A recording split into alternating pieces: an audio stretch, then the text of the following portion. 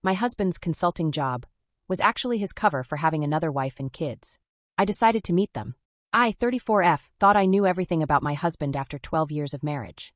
We met in college, dated for 3 years, and tied the knot in a modest ceremony surrounded by our closest friends and family. We built what I believed was a happy life together. A 3-bedroom home in the suburbs, stable careers, and a comfortable routine. No kids, but 2 cats we adored like our children. I trusted him completely. That trust shattered 3 weeks ago when I was organizing his home office. He'd been away on one of his frequent business trips. Consulting work that took him out of state regularly, usually to Arizona, or so he claimed. His schedule was predictable. Leave Monday morning, return Thursday evening, sometimes extending to Friday if the client needed extra attention. I never questioned it. Why would I? While sorting through some paperwork that had piled up, I found a stack of mail that had slipped behind his desk. Among them was an envelope addressed to him from a bank in Colorado, not Arizona. Inside was a statement for a joint account I knew nothing about, with a woman's name listed alongside his. At first, I told myself there had to be an explanation. A client, perhaps. A business account he hadn't mentioned. But then I saw the address listed on the statement. A residential address in a Denver suburb.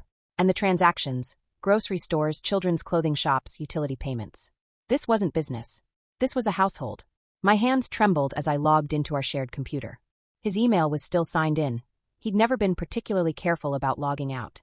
I searched his inbox for anything related to that address, or the woman's name. Nothing in the main inbox, but in a folder labeled Documentation, I found years of correspondence. Email threads about school choices. Photos of a little boy and girl who couldn't be older than 8 and 6. Birthday party invitations. A mortgage agreement. My husband had another family. A whole other life. I didn't confront him immediately. Instead, I started tracking his trips more carefully. The following week, when he said he was heading to Phoenix, I checked his flight details on our credit card statement. The destination: Denver International Airport. Not a business trip. A family visit. While he was gone, I dug deeper. Social media revealed nothing. My husband was barely active online with our life, so it made sense he'd be equally private about his other arrangement. But property records were public. The Colorado house was purchased 5 years ago, jointly owned by my husband and this woman. Right around the time his consulting work had picked up, requiring more travel. Those extra days he sometimes stayed? Those occasional weekend trips to professional conferences? All lies. I had 2 options: confront him or investigate further. I chose the latter. I booked a flight to Denver for the next time he was scheduled to be away. I didn't tell anyone, not my sister, not my best friend. This was too humiliating, too devastating to share yet. I needed to see the truth with my own eyes first. The flight was just under 3 hours from our home in Texas, but it felt like crossing into another dimension. In my carry-on was a printout of the address, pictures of the woman and children I'd found in his emails, and a sick feeling in my stomach. I landed in Denver at 10 a.m. on a Tuesday, rented a car, and drove to the address. The neighborhood was nice, similar to our own, actually. Middle-class, well-maintained homes with neat yards and family vehicles in driveways. I parked down the street and watched the house. It was pale blue with white trim, a bicycle tipped over on the front lawn. A swing set was visible in the backyard. My husband's car, a different one than he drove at home, was parked in the driveway. I sat there for nearly an hour, paralyzed, unsure what to do next. I hadn't fully thought this through. What was my plan? Knock on the door? Create a scene? In the middle of my panic, the front door opened. My husband emerged, dressed casually in jeans and a t-shirt I'd never seen before. He was holding the hand of a little boy who was talking animatedly about something. Behind them came a girl, slightly older, carrying a soccer ball. They were followed by a woman, pretty around my age, with long hair pulled back in a ponytail. They looked happy. Normal. A typical family heading out for the day. My husband helped the children into the backseat of his car, while the woman locked the front door. They were laughing about something. He put his arm around her waist briefly, a casual gesture of intimacy that felt like a knife to my chest. They drove away, completely unaware of my presence. I sat in my rental car, trembling. This wasn't some affair. This wasn't a weekend fling. This was a parallel life, fully formed, with children who called him dad and a woman who shared his daily existence, just as I did. I don't know how long I sat there. Eventually, I started the car and followed the address of an elementary school I'd found mentioned in his emails. Sure enough, I spotted his car in the parking lot. They were at a school event, a daytime soccer game, based on the crowds gathering at the field. I parked and watched from a distance as my husband cheered for his daughter, took pictures, brought snacks to his son. He looked exactly like the man I knew, yet completely different. There was an ease to him I rarely saw at home. Was he happier here? Was this his real life, and was I the side piece? The question made me physically ill.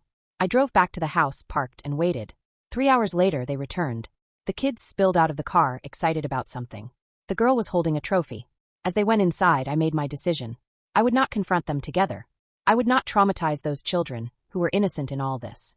But I would not leave without answers. I waited until evening when the house lights dimmed in what I assumed were the children's bedrooms. Then I approached the front door and rang the bell. The woman answered, surprise on her face at a stranger's late visit. "Can I help you?" she asked. "I need to speak with him," I said simply. Her expression shifted, confusion, then the beginning of understanding. "Who are you?" "I'm his wife," I said. "From Texas." The color drained from her face. She turned and called his name, her voice tight. When he appeared at the door and saw me, he froze. The shock in his eyes confirmed everything. He never expected his two worlds to collide. He never expected me to find out. He never expected me to be standing on his other doorstep. "We need to talk," I said. "All of us." What followed was the most surreal conversation of my life. In their living room, a space filled with family photos, children's artwork, and a life that mirrored yet differed from my own, I learned the truth. She wasn't some random affair. They had met in college just as he and I had, but a year earlier. They'd dated, broken up, reconnected after graduation. When he met me, he was supposedly no longer with her.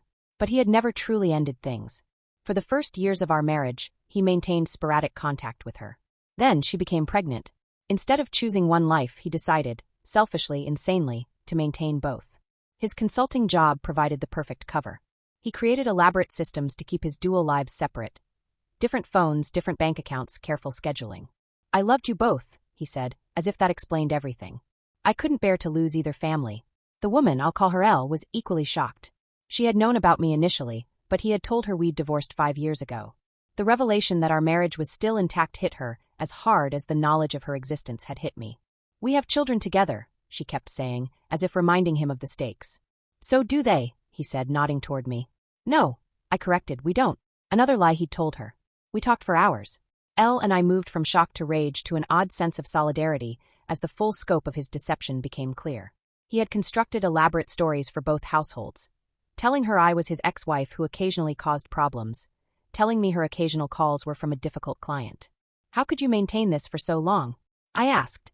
"It wasn't hard," he said, and the casual cruelty of that statement told me everything about the man I'd married. The distance made it simple. Separate lives. Separate finances. I was careful. "Not careful enough," Elle said, holding up the bank statement I'd found. The one piece of mail that had crossed the boundary between his worlds and started the collapse of his house of cards. The children were asleep upstairs, blissfully unaware that their family structure was imploding beneath them. They were my primary concern now. "What happens to them?" I asked. Elle stared at me, then at him. "They believe he's their father. Because he is. He's been here for every birthday, every Christmas morning. What do I tell them when he's suddenly gone half the time? Or all the time?" The implication was clear. In her mind, I should walk away, let them have him. Preserve the children's sense of stability. But why should I be the one to sacrifice? "I don't want him back," I said, surprising myself with the certainty of that statement. "But I won't be the only one losing everything while he gets to keep a family." We reached no resolution that night. I checked into a hotel, my mind reeling. The next morning I returned. The children had gone to school, unaware of the previous night's drama. The three of us talked more, this time about practical matters. Divorce, 2 divorces potentially. Financial separations. Legal implications. "I never meant to hurt anyone," he kept saying, as if intention negated impact. "You made thousands of choices to maintain this," I responded. "Every flight. Every lie. Every time you set up a bill or opened an account or celebrated a birthday in one home while the other waited for your return. You chose this outcome every single day for years." After 2 days in Denver, I returned home to Texas. The house felt different now. Every corner held memories that seemed false, tainted.